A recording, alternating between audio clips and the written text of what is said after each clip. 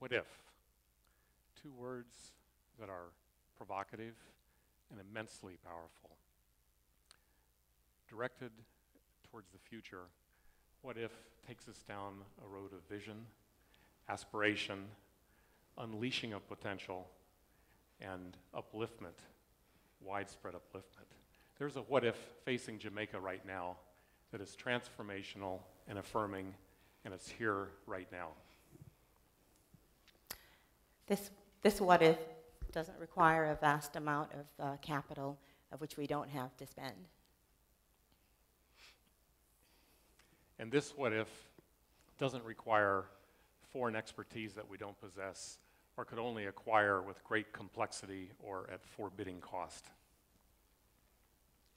This what if does not require us to exploit and use our natural resources that are already scarce, but gives us an opportunity to take advantage of our human capital and to enhance those capabilities towards the better good of what we can do for our country. It also is at the underpinnings of many geoeconomical factors that we're looking at today, and they're real, they're persistent, and they're non-transitory. And this what if isn't just here, it's pounding at the door, begging to be let in and taken up. What if? What if we could create 20,000 new technology and knowledge jobs in the next 6 years? Now, 20,000 is a big number, and what does it really mean? Well, if you were to think of it in terms of employment, it's the equivalent of bringing on Grace Kennedy, Scotiabank, NCB, RBTT, Ray and Nephew, Jamaica Broilers, and Carreras combined. That's how big this is. Now, we're not talking about carving up smaller pieces of a constant pie. This what if is actually bringing another pie to the table. Over the next 6 years, and then on an ongoing basis thereafter, what we're talking about will bring in, on an annual basis, $750 million of net foreign exchange. So that places us and this opportunity in the same general context as remittances, tourism, and bauxite. And what about the wages paid to those employees? We're talking $20 billion of wages, and between the wage tax and the consumption tax on the employees and the employers, you're looking on an ongoing basis at $7 billion of tax revenue. And to put that in perspective, $7 billion of tax revenue would allow us, if we chose, to invest 10% more in our educational systems. It would allow us to pay 25% more in healthcare, or if we wanted to restore free tuition at the university and tertiary institutions for all students, even just a third of that could do that.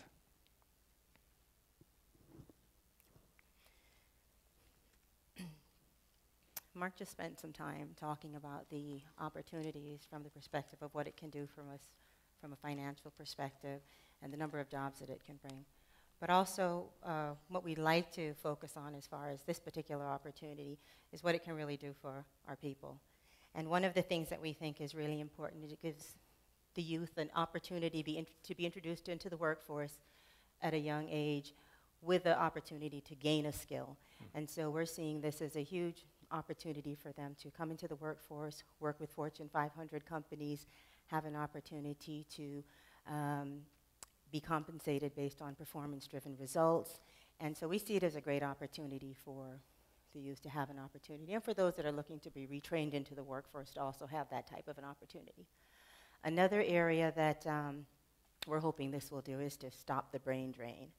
And far too often, in many different facets, we lose a lot of our resources to opportunities overseas.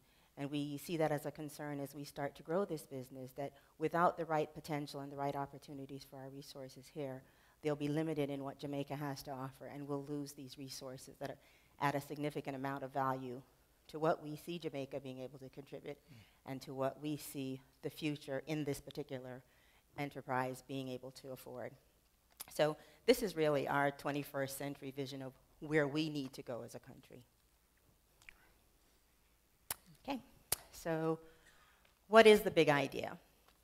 And the big idea for us is that by the year 2017, we're hoping to have 20,000 jobs, additional 20,000 jobs in the ICT sector. And of those 20,000 jobs, we are hoping to have higher skilled type opportunities for people in the ICT sector in Jamaica. And we're looking to have approximately 4,000 opportunities of that nature by the year 2017 as well.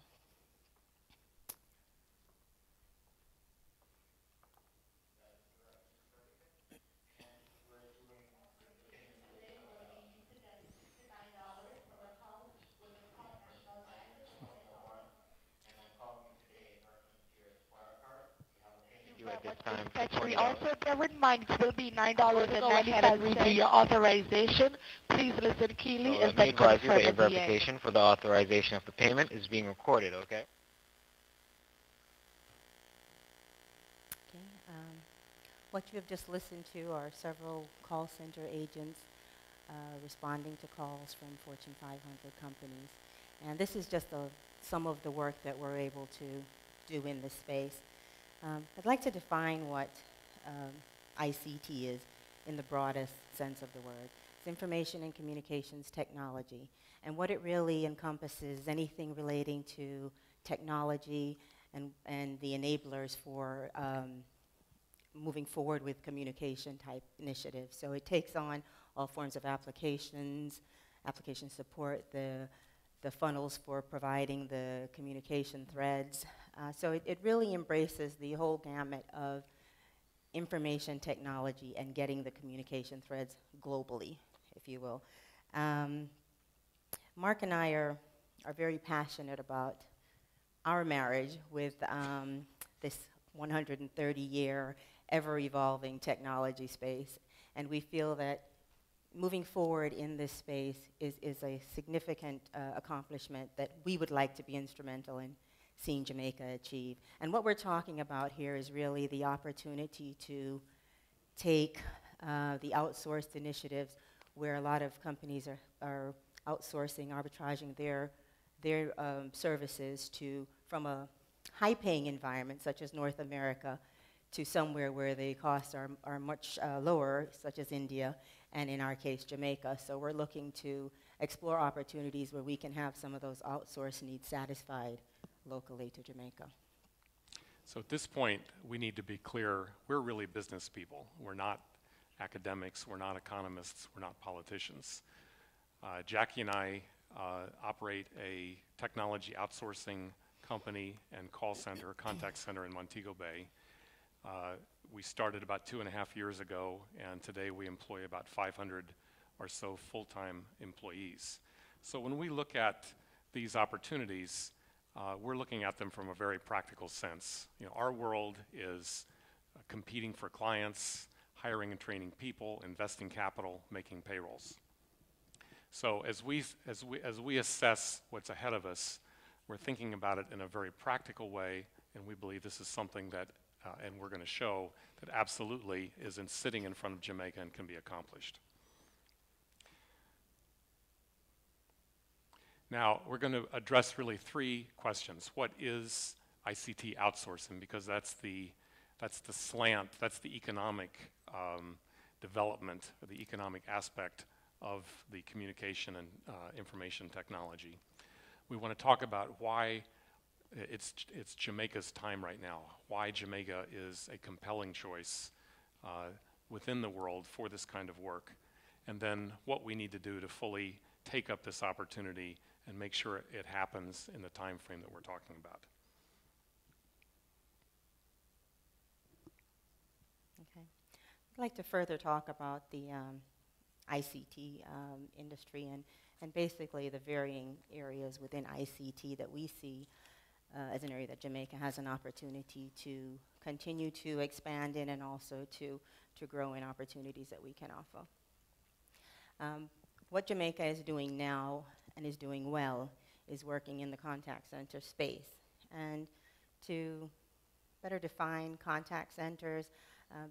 IT is really used, or ICT is really used as an enabler to providing contact center services. And what we're finding now from a cost savings perspective, a lot of companies are looking to outsource any services that they have that would be associated with their client interactions. So what Jamaica does from a contact center perspective is offer services in the areas of voice traffic, fax services, email marketing, and things like online technical support that you'll find a lot of times when you're going to some of the websites and trying to get some assistance from a Bank of America, for example. So that's within the call center space. And then the types of services that are provided through agents in call centers, both here, excuse me, and in India, would be services such as billing, customer service, help desk support, and sales support, just to name a few of the things that would be provided at that service. And that's really at the bottom of the pyramid, but that's a tremendous market that is expanding at a rapid progression. The next level of this pyramid would be BPO, business process outsourcing. And this is really taking the services that can be outsourced to the next level.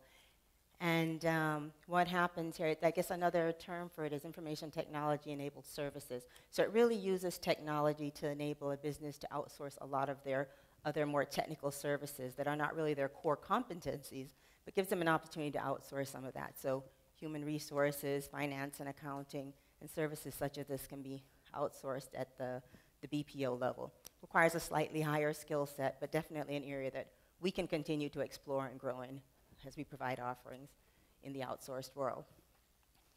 ITO, and an area that I am very passionate about, and I know others in the audience are very passionate about as well, is really the nuts and bolts, if you will.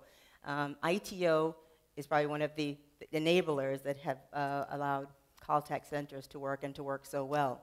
A lot of companies are now using ITO offerings, application service providers, people that do software development, companies that would do the database outsourcing, data storage and retrieval for companies. This is really taking it to the next level, writing the code, doing the network management, the network surveillance, and providing services that would enable all of the other technologies. A lot of people refer to it as managed services now. But we as a country are now looking at areas that we can really grow and expand, provide those services similar to what our counterparts are doing in other countries. So we see where there's a huge opportunity, and we get it. We want to be at the next phase of the pyramid. According to NASSCOM, this is a $550 billion the revenue in 2010. So there's a tremendous amount of money in this space. Okay, so Jackie mentioned that at the present time, Jamaica has firmly established itself in the contact center industry. This really started and has been dominated by India over the past 15 or 20 years. But look here, the Philippines, who weren't even on the radar screen a decade ago, are set, according to Gartner, to surpass India in this coming year. So that's $5.7 billion of revenue from contact center on an annual basis. Actually, the Philippines, having not had any of this work 10 years ago, today this represents, ICT outsourcing represents over 6% of their GNP. And then here's Jamaica, even at this point, at 220 million. That's how dynamic this industry is, and that's how quickly things can change. I want to talk a little bit about Jamaica's strengths and what we offer here.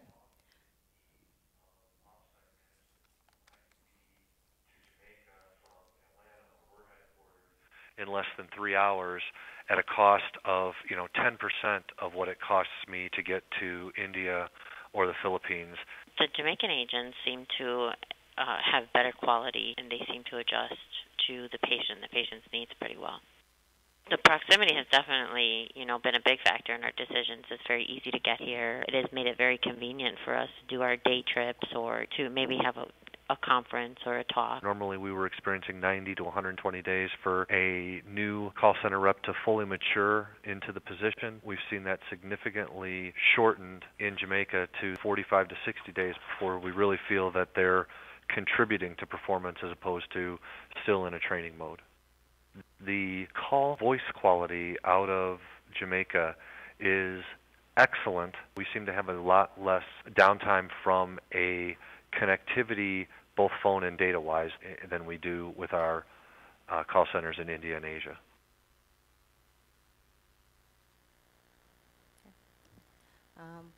One of the big attractions that people are finding with this nearshore opportunity is the proximity to North America. From the southernmost point in the United States, you can get to Jamaica in less than 2 hours, so it's attractive. I know it's 24 hours to the Philippines and just as long to get to India, so people are seeing this nearshore opportunity as something that is very attractive and also not as expensive. I think it's $8,000 to $10,000 to travel to India, and it's significantly more to travel on to the Philippines. Education is another very strong factor that has influenced people's decisions to look at Jamaica. A lot of people have stigmatisms attached to outsourcing, but when you're going offshore, it's not necessarily a negative factor. It can be more of an upmarket opportunity, especially when you're dealing with agents that speak the language and can understand the language, which would then bring us to another strength that Jamaica has, and that's our cultural affinities. We're very in tune with what North America is in touch with. We watch the same TVs, we eat the same foods, and as far as my daughters, they shop at the same stores. So it's definitely something that we get and we can relate. So it's definitely an asset. And I think one of the biggest strengths that Jamaica now has is our overall infrastructure.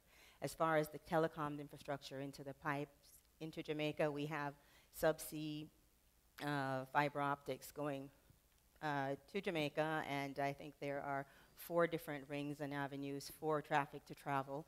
Up to 19 terabytes, I believe, would be the maximum capacity that we could be offering through this bandwidth, as well as a lot of redundancy and enablers to help facilitate the overall telecom infrastructure. We also have the capabilities now with the service level agreements to offer 99.99 reliability.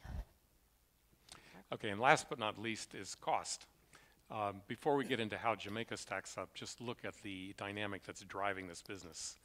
A U.S. company who offshores one person is going to save between $10,000 and $50,000 a year. 10 maybe a contact center person, 50,000 above for a higher skilled IT person. That's compelling, and you can do the math. 1,000 people comes offshore. That's $10 million to the bottom line annually. Now, it might surprise you to see Jamaica as a low-cost producer. And it wasn't always the case, but with the devaluation that has been, an unfortunate aspect of our macroeconomic picture, and the deregulation of telecom, which has driven costs down, we're now in a position to compete directly with Asia on a cost basis. So where are we now? First of all, we talked about a history. According to JAMPRO in 2001, this industry had 2,700 people.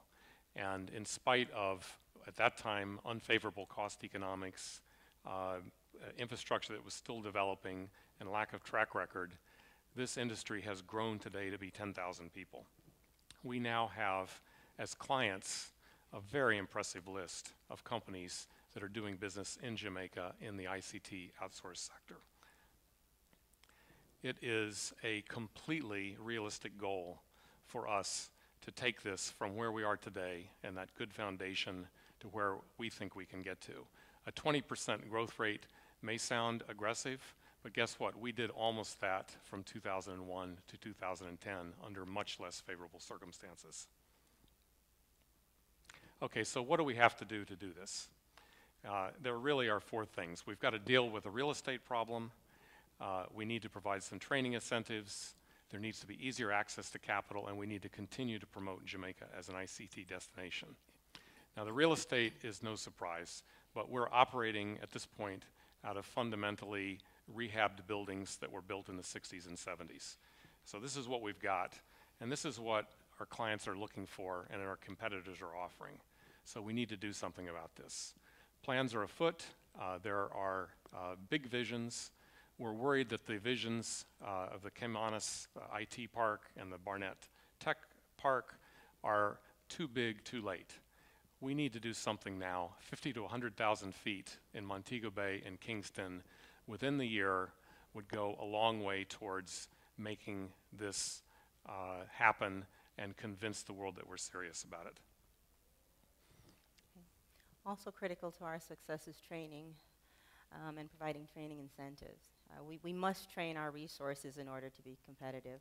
HART does provide some basic training for our agents, and I think we need to expand on that and provide additional opportunities in order for us to grow.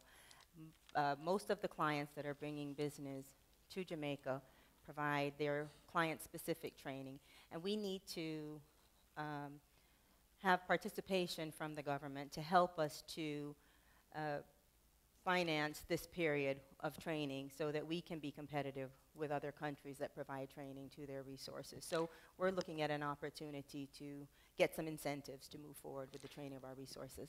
As a service business, we also have issues about access to capital in a capital-constrained and not very sophisticated financial sector. As a service business, we need to be able to finance leased equipment. We need to be able to finance leaseholds. We need to be able to finance receivables. And the government, the financial sector, and the industry needs to come together and figure this one out. We need to sell Jamaica. We promote Jamaica in many ways, and JAMPRO has been exceptional in helping us to market and get the word out about our capabilities and what Jamaica has to offer in the ICT space. Moving forward, we need to start promoting that more. We need to provide additional funding so that we can really sell Jamaica and be on top of this game. Okay, 20,000 ICT jobs, it's a big idea, but it's a what if that can happen. In the context of the world ICT outsourcing market, this is literally a handful of sand from one of our beautiful beaches. In these tough economic climates, too many conversations begin with the problem with Jamaica is. But here's a success story that's waiting to be developed. Jamaica will take its place and will be providing outsourcing services across the ICT pyramid to Fortune 1000 companies who in turn will be thrilled to receive services from our talented, educated, and productive 21st century workforce. This opportunity leverages and inspires our most important resource, Jamaican human talent. Thank you.